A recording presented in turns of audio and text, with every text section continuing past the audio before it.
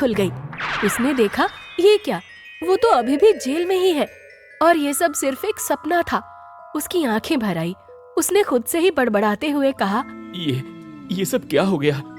आज से कुछ दिनों पहले जो जिंदगी मैं जी रहा था वो अब मेरे लिए सिर्फ एक सपना बनकर रह गई है। गोकुल दोबारा लेटते हुए अपनी पिछली जिंदगी के बारे में सोचने लगा। आखिर क्या हुआ था गोकुल के साथ? चंदापुर गांव में रहने वाला गोकुल दिमागदार और हुनरमंद था। उसने शहर से स्पेशल हांडी बिरयानी बनाने का तरीका सीखने के बाद गांव के ही पुराने पुल के पास अपनी स्वादिष्ट हांडी बिरयानी का ठेला लगाना शुरू किया था। कुछ ही दिनों में उसकी बिरयानी का स्वाद गांव के बच्चे से लेकर बूढ़े तक की जुबान पर चढ़ चुका था। गोकुल अच्छा धंधा करने लगा था, मगर उसकी एक ही गंदी आदत थी। अपने फायदे और लालच के चलते उसे अंदाजा ही नहीं होता था कि वो किसका और कितना नुकसान कर रहा है। इसके उलट उसकी पत्नी बिंदिया खूबसूरत भी थी, चालाक और ईमानदार भी। एक रोज सुबह सुबह गोकुल अपनी पत्नी के साथ बिरयानी बेच रहा था कि तभी गांव की बूढ़ी काकी अपने 10 साल के पोते के साथ उसके ठेले पर आते हुए बोली, अरे गोकू बेटा, झटपट मेरे लिए 1 प्लेट और मेरे पोते के लिए हाफ प्लेट बिरयानी लगा दे। अभी लो काकी, आपकी गर्मा गर्म बिरयानी। इतना बोलते हुए गोकुल ने 2 फुल प्लेट बिरयानी लगाकर काकी को दे दी। काकी ने भी ध्यान नहीं दिया और दोनों बिरयानी खाने लगे। काकी ने तो अपनी प्लेट खा ली, मगर उसके पोते ने आधी बिरयानी छोड़ दी। ये देखकर काकी ने गोकुल से कहा, अरे गोकू बेटा, तूने क्या मेरे पोते को फुल प्लेट बिरयानी दी थी? हाँ काकी, मैंने आप दोनों को फुल प्लेट बिरयानी दी है। पर मैंने तो इसे हाफ प्लेट देने को कहा था। अरे काकी, मैंने सुना नहीं। अब खैर, अब आपको 2 प्लेट के पैसे देने पड़ेंगे। ये तो गजब हाल है बेटा, मैंने तुझसे आधा मांगा था। अब मैं इस बिरयानी का क्या करूं? वो सब मुझे नहीं पता काकी, या खाओ या फेंक दो, मगर पैसे तो दोनों के देने पड़ेंगे। वाह बेटा, गलती तुम्हारी और सजा मैं भुगतूं। काकी ने किसी तरह जबरदस्ती वो हाफ प्लेट बिरयानी खाई और दोनों प्लेट के पैसे देकर चली गई। उसी शाम जब गोकुल अपने घर पहुंचा तो उसकी बीवी ने बोला, सुनो जी, ये सब अच्छा नहीं। सुबह मैंने भी सुना था काकी ने अपने पोते के लिए हाफ प्लेट बिरयानी ही मांगी थी और आपने पैसे बनाने के चक्कर में उन्हें फुल प्लेट दे दिया। हाँ, जानबूझकर दिया था। ये हाफ प्लेट में घाटा लगता है मुझे। ऐसा कौन सा पहाड़ टूट पड़ा काकी पर जो 2 प्लेट बिरयानी उन्हें भारी पड़ गई? बात पैसे की नहीं है जी, काकी की सेहत की है। इस बुढ़ापे में जबरदस्ती बिरयानी खाकर उनकी तबीयत खराब हो गई। आपका लालच और सिर्फ अपना फायदा देखना एक दिन आपको बहुत भारी पड़ सकता है। अरे भगवान, हो गया हो तेरा ज्ञान तो 2 रोटी खिला दे। वैसे भी मेरी चतुराई की कदर तो तुझे शुरू से ही नहीं है। बिंदिया जानती थी कि गोकुल को समझाना मतलब पानी पर लिखने जैसा था, इसलिए उसने इस बारे में कोई और बात नहीं की। दोनों ने खाना खाया और सो गए। इस घटना को कई दिन गुजर गए। एक रोज इलाके के डीएम साहब चंदापुर गांव का दौरा करने आए।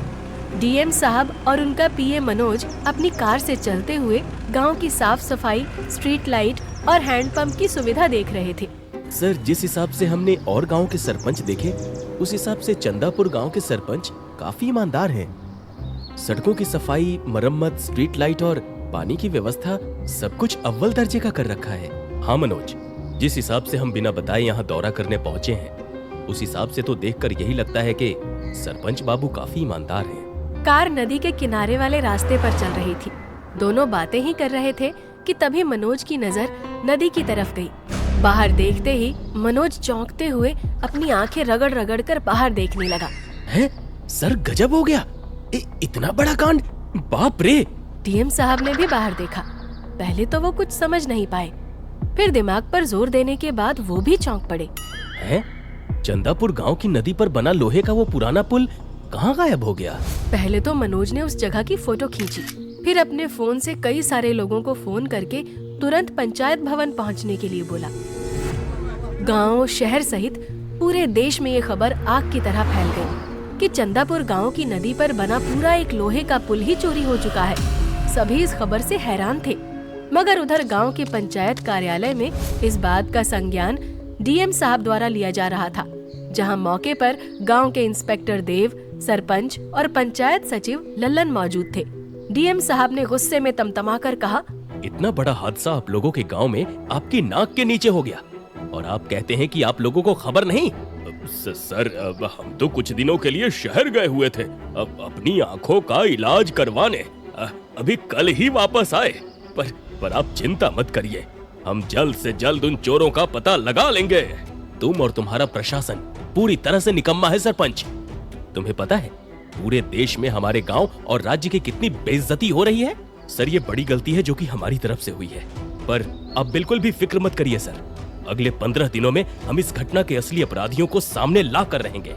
जी सर, हम जल्द से जल्द इस घटना की सारी अपडेट आपको देंगे। मात्र 15 दिन। इन 15 दिनों में हमें अपराधी सलाखों के पीछे चाहिए, वरना सभी की कुर्सी खतरे में आ जाएगी। अंडरस्टैंड? Yes sir. डीएम साहब सभी को वार्निंग देकर वहाँ से चले गए। अगली सुबह गोकुल हांडी बिरयानी से अपना ठेला सजा ही रहा था कि तभी पुलिस की जीप आकर वहाँ रुकी और इंस्पेक्टर और हवलदार ने उतरते हुए कहा, वाह गोकुल भाई, जोरदार महक रही है। साहब जी, बस ईमानदारी से बनाता हूँ और कुछ नहीं। खैर, आदेश करिए, कितनी प्लेट दे दूं? भाई, बिरयानी तो हम फिर किसी दिन खाने आएंगे। फिलहाल तो तुम ये बताओ कि ये सामने वाला पुल जो चोरी हुआ, तुम उसके बारे में क्या जानते हो? चोरी हुए पुल की बात सुनते ही गोकुल सकपका गया। उसके चेहरे पर पसीना उभर आया। उसने हिचकिचाते हुए कहा, पुल चोरी? मुझे तो कुछ भी नहीं पता साहब जी। हाँ, देखा था कुछ लोगों को आते जाते, पर पता नहीं कब पुल चोरी हो गया। इसके अलावा मुझे कुछ नहीं मालूम। गोकुल कुछ तो छिपा रहा था। उसे इस कदर घबराया हुआ देखकर हवलदार लखन ने आवाज सख्त करते हुए कहा, अरे जो पता है साफ साफ बोल दे, वरना थाने ले जाकर जब लठ बजाना शुरू करूंगा ना, तो तोते की तरह सब बकने लगेगा, समझा? कोयले की हल्की आंच पर पकती हुई बिरयानी की भीनी भीनी खुशबू ने गोकुल के ठेले पर खड़े ग्राहकों को मदहोश कर दिया था। अरे गोकुल भाई, अब दे भी दो बिरयानी, वरना मुझे भूख से चक्कर आ जाएगा। हाँ, मुझे तो बिल्कुल भूख ही नहीं थी, पर गोकुल की स्पेशल हांडी बिरयानी की महक नाक में जाने के बाद मेरे पेट में 10 प्लेट की जगह बन गई।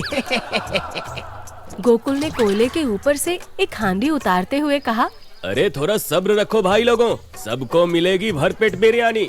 बस थोड़ा अपने गांव की बुजुर्ग काकी को तो पहले चखने दो, उनका इस बिरयानी के बारे में बोलना जरूरी है। इतना बोलकर गोकुल ने हांडी का ढक्कन खोला और गर्मा गर्म बिरयानी प्लेट में निकाली।